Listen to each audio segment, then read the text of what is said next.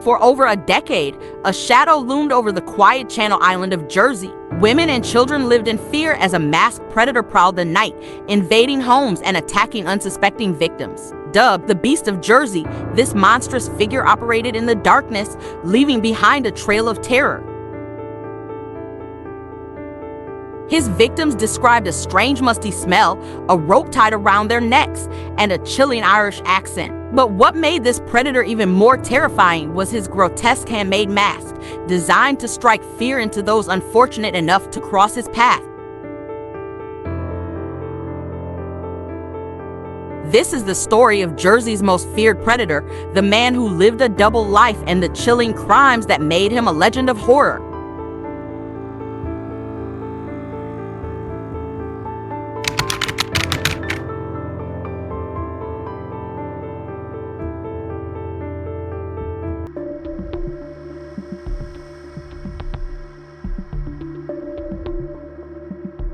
For centuries, the island of Jersey had been a peaceful haven, known for its close-knit communities and stunning coastlines.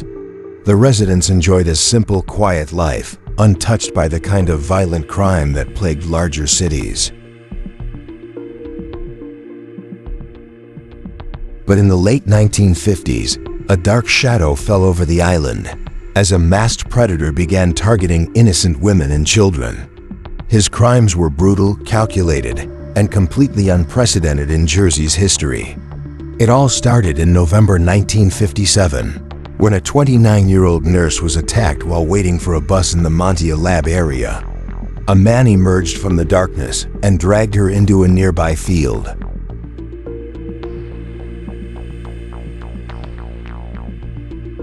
She fought with all her strength, but the attacker was too strong. He overpowered her, assaulted her viciously, and left her bloodied and broken before vanishing into the night. The police were immediately alarmed by the brutality of the attack, but they had no suspect, no motive, and no evidence to follow.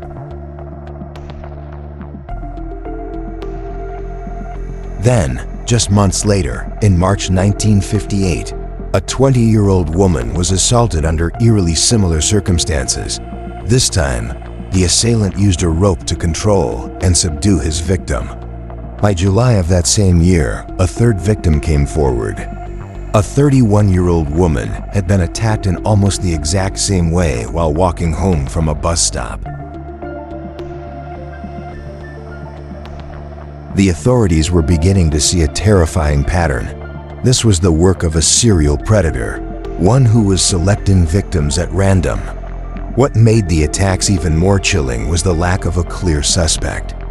Witness descriptions were vague, and the attacker seemed to appear and disappear like a phantom in the night. As the months turned into years, the police's frustration grew. The beast was still out there, growing bolder with each attack, and no one had any idea who he was. In 1959, the attacks took an even darker turn. For the first time, a child was targeted, a young girl, abducted near the parish of Grouville and sexually assaulted. The escalation was deeply disturbing. The beast was no longer just attacking women, he had now set his sights on children, and his crimes were becoming more violent. By February 1960, he had evolved his methods again. This time, he broke into a home and targeted a 12-year-old boy, attacking him in the middle of the night.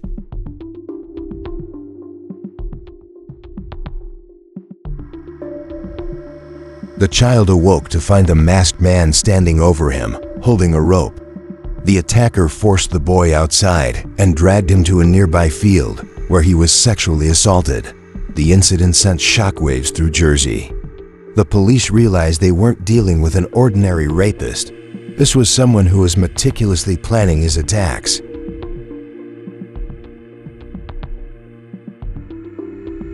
Authorities stepped up their patrols, urging people to lock their doors and stay inside after dark. But fear was already consuming the island. By March 1960, the beast had grown even more brazen. He picked up a woman in his car under the guise of offering her a ride, only to drive her to a secluded location and attack her.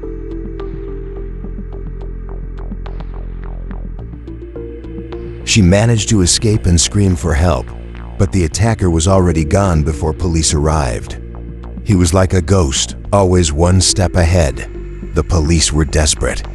They called in Scotland Yard, hoping that outside experts could crack the case. But the beast continued to elude capture. His reign of terror was far from over. As months turned into years, the attacks would continue, each one more calculated and twisted than the last.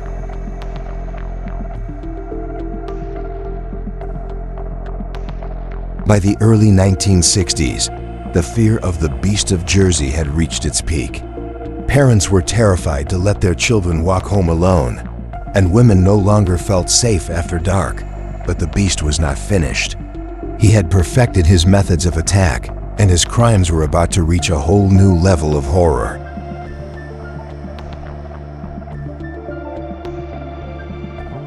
In April 1960, a 14-year-old girl awoke to find the beast inside her bedroom. He was wearing a terrifying mask, and before she could scream, he ran out into the night. A few months later, in July, an 8-year-old boy was abducted from his home. The attacker assaulted him and then returned him to his doorstep, disappearing without a trace. These attacks shocked the community, but nothing could prepare them for what was coming next. The beast was no longer just attacking outdoors, he was invading homes. His modus operandi remained consistent. He would break in through a window, tie a rope around the victim's neck, and lead them away to a secluded location. In February 1961, an 11-year-old boy was attacked in the Montcochan area, followed by another victim in St. Saviour in March. The assaults were becoming more frequent and sadistic. The authorities knew he was studying his victims, selecting homes that were isolated or had easy access points. This was not random, it was meticulously planned. Despite their best efforts, police had no leads. Descriptions from survivors were vague because the attacker always wore a mask and disguised his voice. One victim described his distinct musty odor, a rope tied around his waist, and his unusual Irish accent, but none of it led police any closer to his true identity. As the months dragged on, Jersey's residents were living in fear. The beast seemed to strike whenever he pleased, leaving no pattern to predict his next move. Then, in 1966, police received a mysterious letter signed by someone calling themselves the Beast. It contained cryptic threats and a promise that he would strike again soon.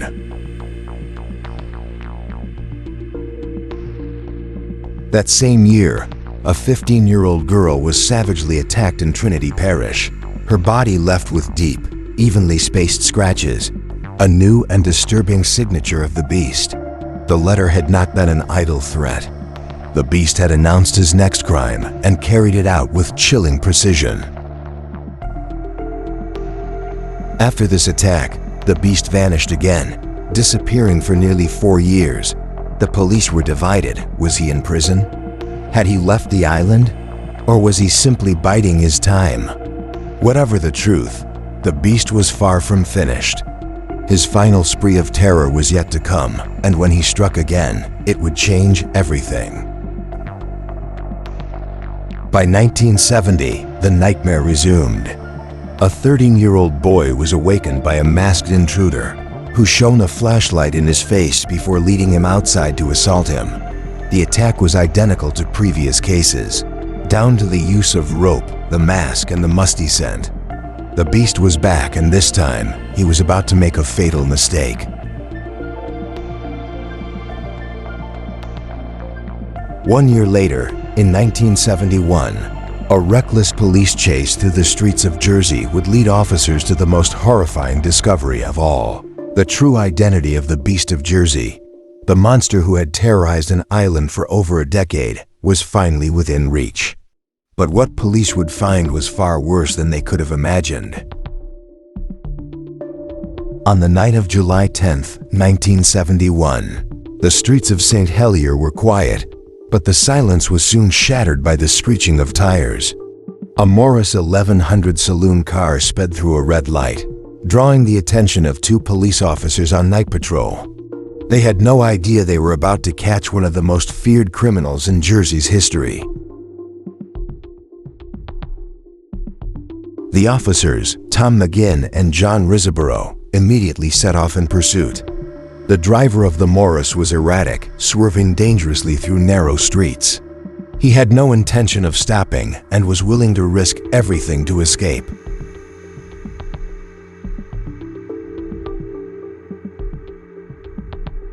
The chase lasted several miles, the suspect weaving through footpaths, colliding with other cars, and even driving on the wrong side of the road.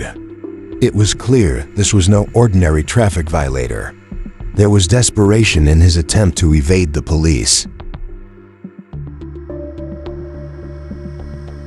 The pursuit finally came to an end when the car crashed into a hedge, skidding into a tomato field. The driver abandoned the wrecked vehicle and fled on foot. The officers were quick to follow, determined not to let him disappear into the night. A struggle ensued as one officer lunged at the suspect, tackling him to the ground. He fought back fiercely, but the officers overpowered him, restraining him with handcuffs. He was placed under arrest, but as they pulled him up to his feet, they were met with an unsettling sight. The man they had caught was dressed in tattered clothing that reeked of a musty, foul odor. His raincoat had nails protruding from the shoulders and lapels, an unsettling and sinister feature that sent shivers down their spines. His wrists were wrapped in cloth bands, also embedded with nails. His trousers were tucked into his socks, and he wore slippers instead of shoes. But the most disturbing discovery was yet to come.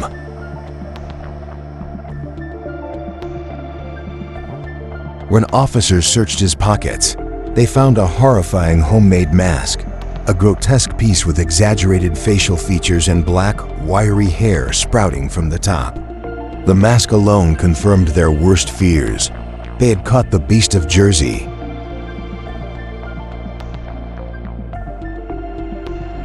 The contents of his pockets painted an even darker picture. A torch with a covered end, creating a narrow beam of light, a peaked woolen cap, several empty cigarette packets, and most chilling of all, 2 lengths of sash cord and rolls of adhesive tape. The police had spent years hunting the monster who had terrorized the island. Now, they had him in custody. He was taken to the police station, where officers began to question him. When asked for his name, he responded in a calm and collected voice, "Edward John Louis Paisno." At first, Paisno was evasive, offering bizarre explanations for his attire and items. He claimed he was on his way to an orgy and didn't want to be recognized. The nails on his clothing, he insisted, were a self-defense measure. However, his words did little to dispel the growing certainty among the officers. They knew they had their man.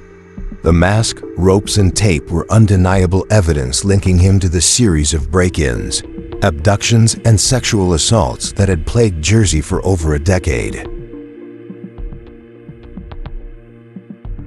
The next step was a search of Paisno's home, a task that would yield even more disturbing discoveries.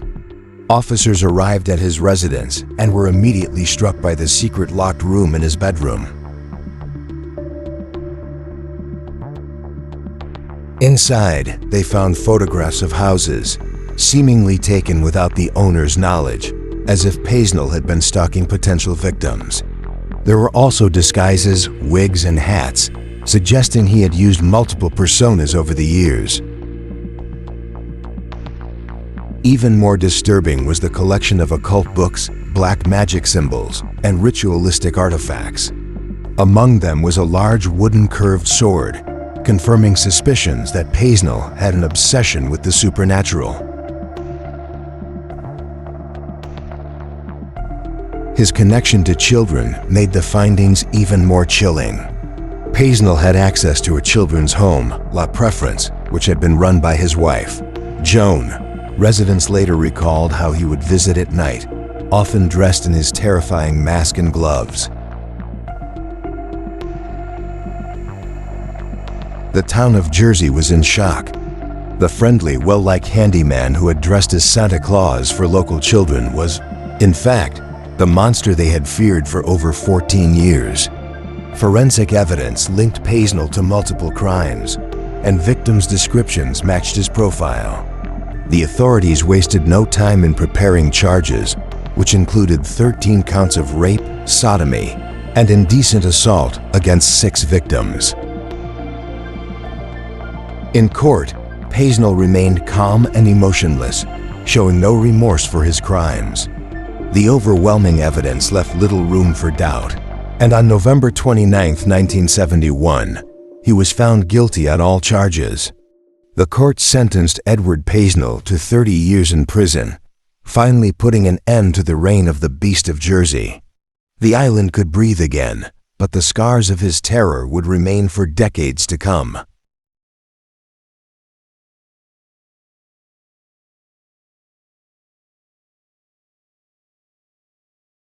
All right, so today we're diving into something pretty dark. Yeah, we are. A really unsettling case. It is. So this place, Jersey, Right. you picture it. Oh, I know exactly what you mean. You think beautiful coastlines, Yeah, peaceful, full of tranquility, close-knit communities. safe. Exactly. But what we're about to talk about It's, totally shattered that image. yeah, for generations, Jersey was exactly that, peaceful communities, beautiful coastlines, no real violent crime to speak of. Right. It was safe. And this is what makes it so crazy. Yeah, it really sets the stage. Because starting in the late 50s Late 1950s. and going all the way through the 70s, this peace, Yeah. this safety, I was just gone. it was just shattered by this person. Yeah, this is when this figure emerges. And they had this name. The Beast of Jersey. It's a chilling name. It is. And you have to remember, Yeah. this was not a place Right. used to this kind of terror. No, People didn't live with this,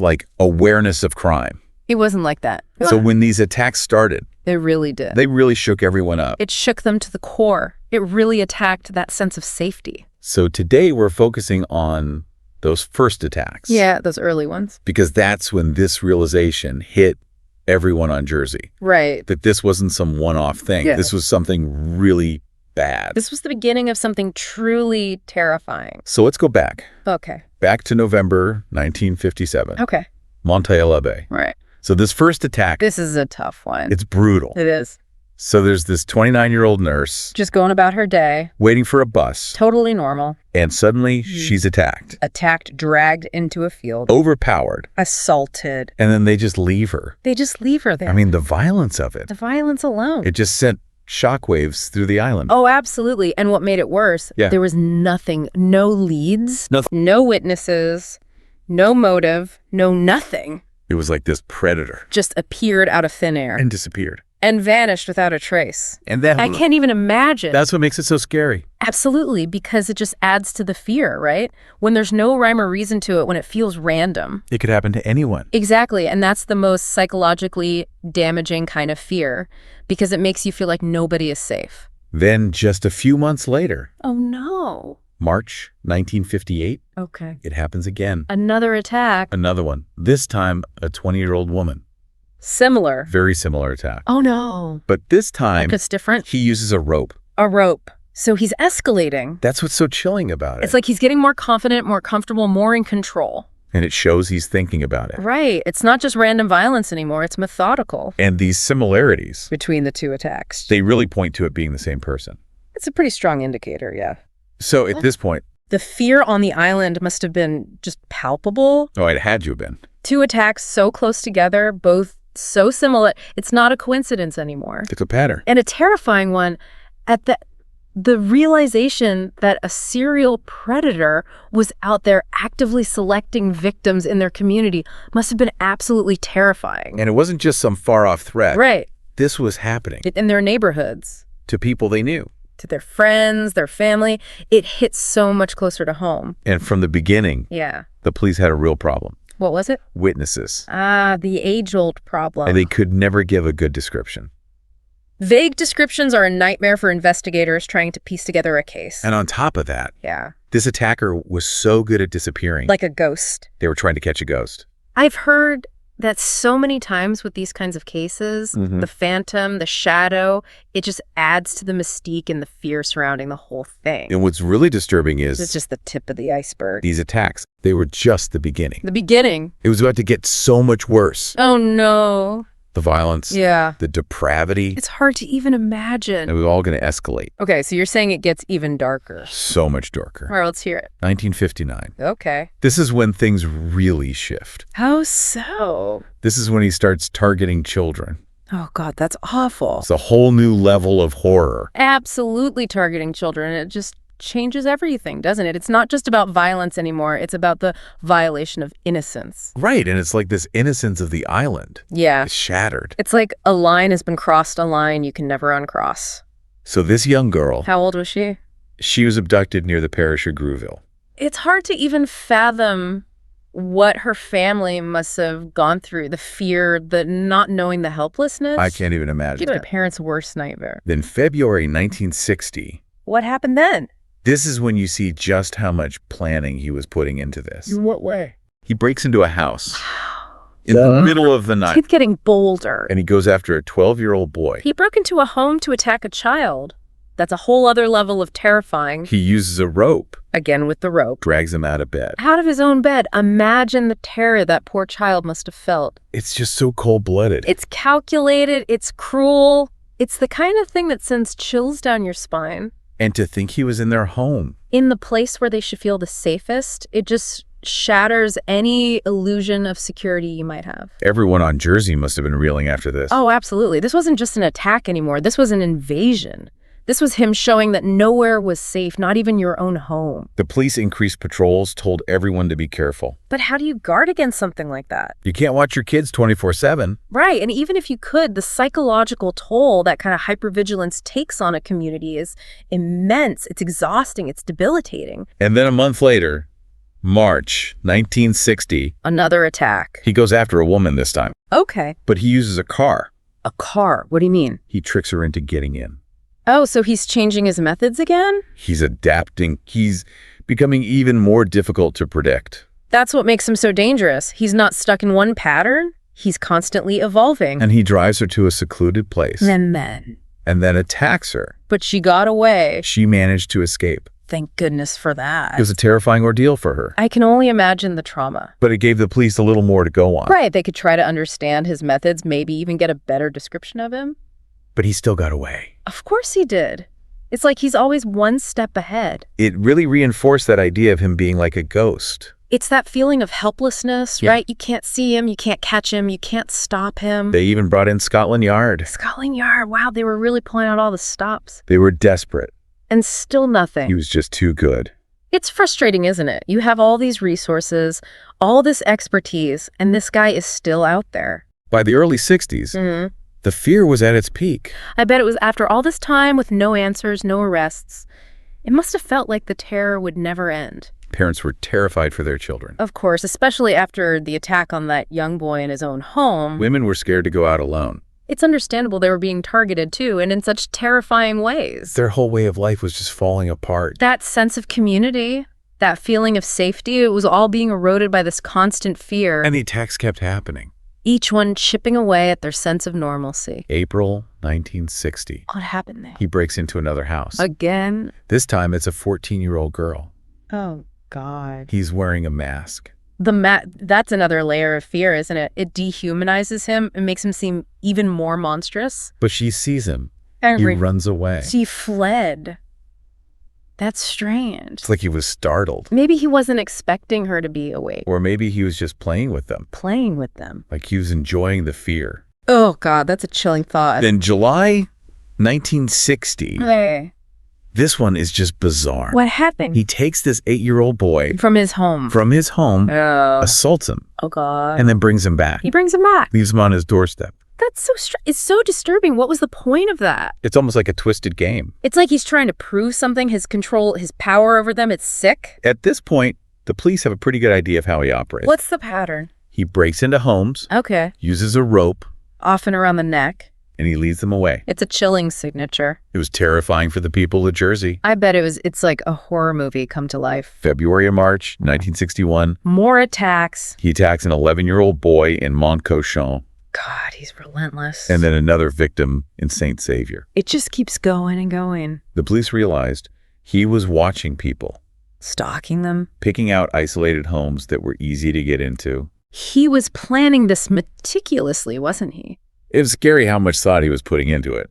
It's the stuff of nightmares. You never know who's watching you, who's planning something. But even with all this, They still couldn't catch him. they had no real leads. The mask, the disguised voice, it was all so effective. One victim did remember a few things, though. What did they remember? They said he had this musty smell. Musty. Yeah, and he used a rope around their waist. The rope again. And he had this weird Irish accent. An Irish accent. That's interesting. But even with all that, It wasn't enough. it wasn't enough. That's so frustrating. So for years, Yeah. the people of Jersey lived in fear. I can't imagine living like that, always looking over your shoulder, never feeling safe. They never knew when he would strike again. That unpredictability, that randomness, it's almost worse than knowing when something bad is going to happen. Then in 1966, Something changed. they get this letter. A letter? Who from? It was signed The Beast. He wrote them a letter. It was full of these threats. What kind of threats? He said he was coming back. It was like a warning, a promise of more terror to come. And later that year, He followed through. he attacked a 15-year-old girl in Trinity Parish. Oh, God. But this time, What was different this time? he did something different. What was it? He left these scratches on her, Scratches. deep scratches, Oh my God, that's awful. and they were evenly spaced. Evenly spaced. That's so strange. It's so deliberate. It's like a signature. It was like a calling card. A terrifying one. And then he disappeared again. For how long this time? Almost 4 years. 4 years. That's a long time. The police didn't know where he went. Did he leave the island? Was he in prison for something else? Not knowing must have been agonizing. The uncertainty must have been unbearable for the people of Jersey. It's like that feeling when you think the nightmare is finally over, but you're just waiting for it to start again. But in 1970, He came back. a 13-year-old boy is asleep in his bed. Oh no, not again. He wakes up, and there he is, Standing over him. standing over him with a flashlight, Wearing the mask? wearing the mask. Oh, God. He takes him outside and assaults him. The same MO. Rope, the mask, that musty smell. It's like he picked up right where he left off. It's chilling. It really is. You have to wonder what kind of person can do these things and then just disappear for years, only to come back and do it all again. But as you said before, Yeah. he was making mistakes. What do you mean? He was getting sloppy. In what way? He was sticking to that same pattern. The one the police were starting to understand. And in 1971, What happened in 1971? there was this crazy police chase. The chase. They finally had a lead, A real lead. and they weren't going to let him get away. And they caught him. And they caught him. After all these years, they finally caught the Beast of Jersey. And the truth about him? It was even worse than they thought. Way worse. I can't believe it took them so long to catch him, but I guess that's part of what makes the story so compelling. It really makes you think about how a place that seems so idyllic can hide such darkness. It's a reminder that evil can lurk anywhere, even in the most unexpected places. And it makes you wonder how the people of Jersey ever recovered from something like this. The trauma, the fear, the loss of innocence, it must have left a permanent scar on their community. It's a chilling story that stays with you long after you've heard it. Absolutely. It's a reminder that even in paradise, there are monsters. And sometimes the monsters are closer than we think. A sobering thought, isn't it? It is. It makes you wonder who's living next door to you, what secrets they might be hiding. That's a thought to leave you with, folks. Sleep tight. Until next time. Take care. Bye.